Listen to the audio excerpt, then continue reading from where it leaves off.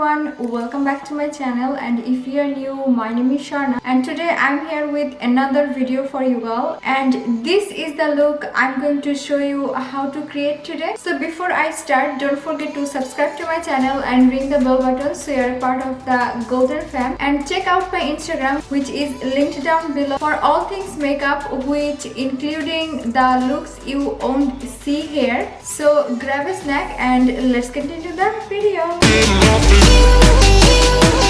So starting off with a clean fresh face, I'm using Anastasia Eye Primer, and you guys all know this is one of my favorite, and what I love about this is I don't need to set it when I use shadow on top of it. It still gives the maximum pigment at the end. So just grabbing the BH Cosmetics Take Me Back to Brazil palette, and I know I used this same palette on my last video, but that's when this look came to my mind. So I'm taking this purple matte shade from the palette on the e.l.f. eye crease brush, and I have decided that I want to create a V on my outer corner because I want to create like a smoky blown out look today, and I'm going to be gradually bringing that into my crease. And the reason I'm going with the darkest purple from the palette rather than the darkest blue is because I knew I wanted to use that purple blue shade that I was working on my previous video. So I thought rather than creating a completely blue look, I thought let's go in with some purple, then use blue, and then finish up the look with the green shades, and I thought that would look really pretty. Now picking up the blue shade from Morphe Gems Shots palette, I am applying it just above the purple shade, and I'm using, I guess you can call tap and reading motion, definitely not blending motion, because I wanted to make sure I really pack those shadows on that wet base, but I'm also wanna ensure I'm really blending those two shades together. And sometimes what I like to do is take a bullet brush and just move that wet base and blend on the very edges of the eyeshadow. This is gonna help diffuse those harsh lines and really help with the blending process later on. Now taking another blue shade from Gems Shots palette, I am going to be using the exact same brush and exact same process, and throughout this whole process I'm still aware how many shades I'm using to have the most bluish look possible, so I don't run out of lid space while placing all the shadows.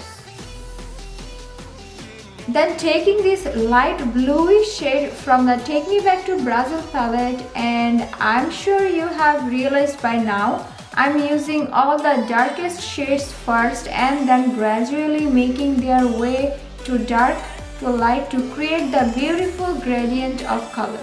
I know this process can get a little bit tedious at the time, but it's so important in order to create the blended seamless look. And finally taking the lightest shade, which is this one from BH Cosmetics, on a slightly fluffier brush, and I'm just gonna be using wipe motion to blend out the edges of the whole look and really gonna extend the eyeshadows outward to create the wing smoky blown away effect to the look. Time to cut the crease, and you guys already know my little tip, taking makeup remover on the cotton and wipe away all the excess shadows under the cut crease to create a fresh canvas to work with. I'm gonna reapply the base, and as you can see I don't have to struggle to apply over eyeshadow, things not becoming all messy, a clean canvas and a perfect eyeliner to apply that base.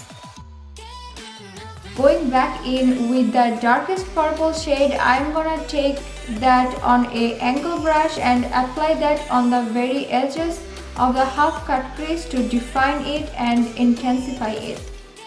Now I want to diffuse the harsh line between the base and between the shadows. So I'm basically just going in with all the shades I used so far in the exact same color order, just with a smaller brush for a more precise application.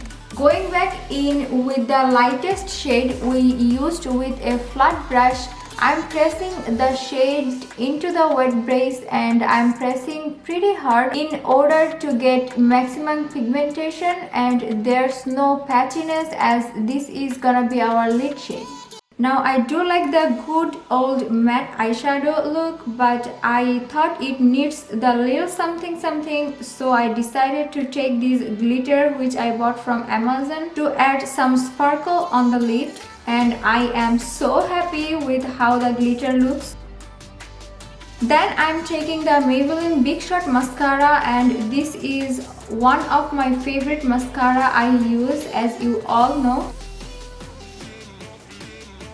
I'm taking the eyelash from Ardell, and these are really wispy, and for this look it's just perfect. Now moving on to the face, I'm taking this Milani Prime Perfection Base Primer and just using this brush to rub it on my skin so it keeps my skin hydrated. For the foundation today, I'm taking Wet n Wild Photo Focus Foundation in the shade Caramel.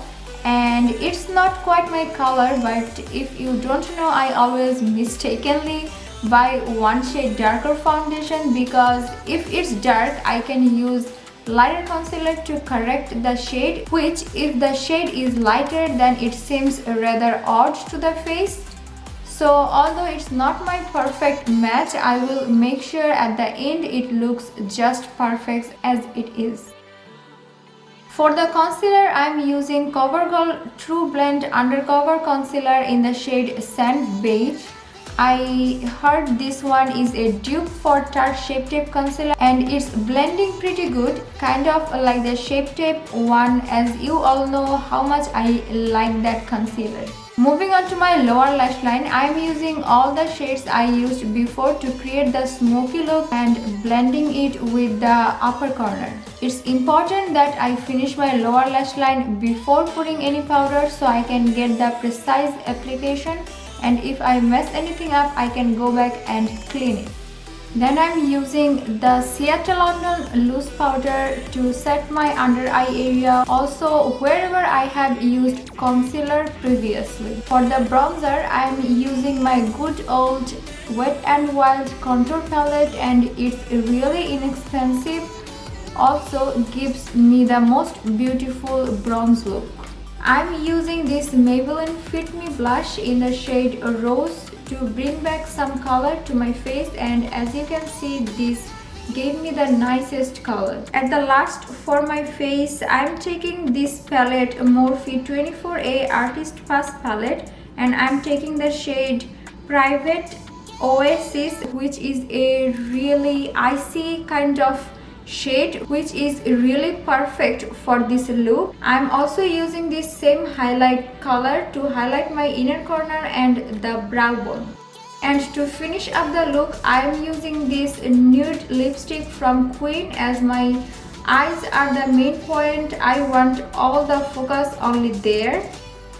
And yeah, here is the finished look, you all, and this is the final look, you all, and I hope everyone liked the video. If you did, don't forget to subscribe to my channel and ring the bell button.